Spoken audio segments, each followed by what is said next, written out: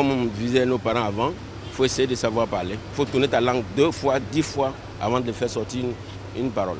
Tu peux dire quelque chose que tu n'aurais pas dû dire à cette personne-là qui peut vraiment engendrer des palades. Tout le monde est unanime sur le fait que parler sans tenir compte des conséquences de ses paroles ou ne pas peser les mots qu'on utilise est dangereux. Bien souvent, les propos incendiaires des hommes politiques ont entraîné des violences, des guerres dans nos sociétés africaines déjà fragilisées par les clivages ethniques, selon des spécialistes du droit et des professeurs d'université. Ils se sont réunis ce lundi à la faveur d'un colloque pour débattre de la question de l'usage public de la parole par les hommes politiques.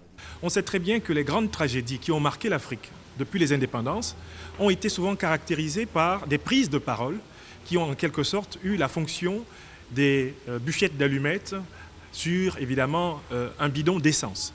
Il y a des paroles qui ont incendié l'Afrique. Le mensonge, le dénigrement, les préjugés, toutes ces formes de violence verbale ont entaché le langage des leaders depuis nos Africains au détriment des projets de développement. Des élus politiques et administratifs aux guides religieux, l'exercice de la parole publique doit être mesuré et responsable pour éviter les conflits armés et civils, selon la première vice-présidente de l'Assemblée nationale, Fatika Sarasako, à l'ouverture des travaux du colloque parlementaire. Cet échange d'idées a été organisé par le Club international de conférences de l'Assemblée nationale.